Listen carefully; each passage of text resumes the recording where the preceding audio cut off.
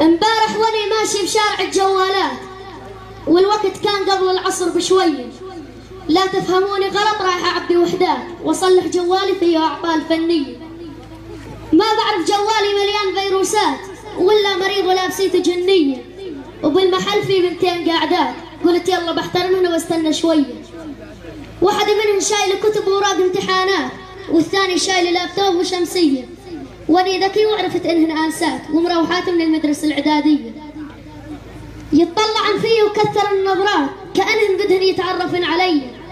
قالت لي أنا شايفك عدة مرات، أنت الشاعر اللي عملت حفلة بالعباسية؟ أنا كشكر. أنت شاعر ذكي وبتكتب وطنيات؟ قلت لها نعم أنا بحب هالوطن وغالي علي. وصرت أحكي معها بالشعر وتحكي لي بالرياضيات وعن الزاوية الحادة والنسبة المئوية. قلت لها أنا ما بفهم بالمربعات ولا المستطيلات.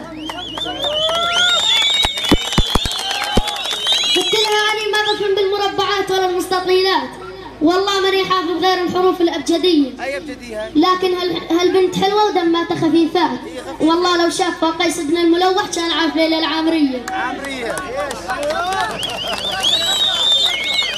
ممكن تعرفي عزمة شم المثلثات؟ قالت اسمي 4 حروف وبقول لك إياه بحزيرية. الحرف الأول والثاني إذا شربت وصرت مع الأموات، وإذا جمعنا الثاني والثالث والرابع موجود بكل حنفية. واني بعرف ان الانسات ذكيات، واني ذكي وقلت لها اسمك سمية. الله يعين الاستاذ اذا بتجوز انسية الرياضيات بمض السهر على نظرية فيثاغورس والجاذبية الارضية.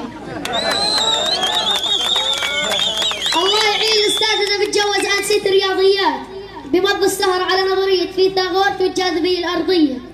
قالت لي انت شاعر ذكي وعندك هوايات وقلبك مليان حب وحنية، بتمنى لك الخير بكل المجالات، وتحياتي لك ولمديرك ولأسرتك المدرسية. رقمك الأرضي قالت خذوه من الاستعلامات، وأنا بيتي على الطريق العام بالقرية الغربية. أثاريني نايم وبشوف منامات، ما صغرت وقعت على راسي المزهرية.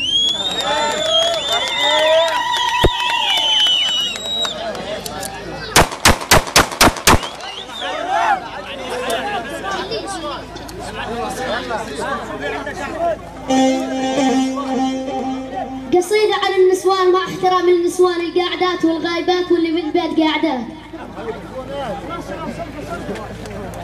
ولك تسلم لي اللي تفهم الكلام عالطاير، كذاب اللي يقول كل النسوان واحد. والله صرت بأمر النسوان حاير، كأني أنا والقدر مع المرأة متواعي. في مرأة بتخليك من الفرح طاير، وفي مرأة صوتها بالبيت تقول راعي، وفي مرأة تصبر على جوزها وتساير، وفي مرأة تعير جوزها بالبخل تقول جاحد. في مرأة فاجرة وأبوها فاجر بدك تصبر عليها وتكون مجاهد. وفي مرأة ما بتعرف الحب ولا المشاعر، ما بتحترمك لو شلتها على الراحات والسواعر، ما بترد عليك إلا بجوز أساور وخاتم مكياج ورموش وحدايد، وبتعمل المكياج بتركب الأظافر وباروكة بيضة على راسها تقول جاعد. بدها إياك تقول نعم حاضر كأنها عسكر برتبة مساعد. الله يكفيك شر النسوان والضرايب، تمضي الليل كأنك على رجم حجار قاعد.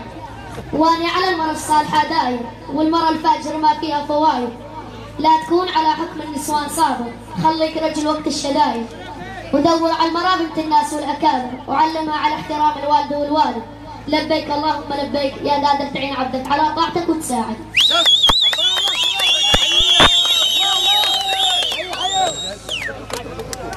هيوم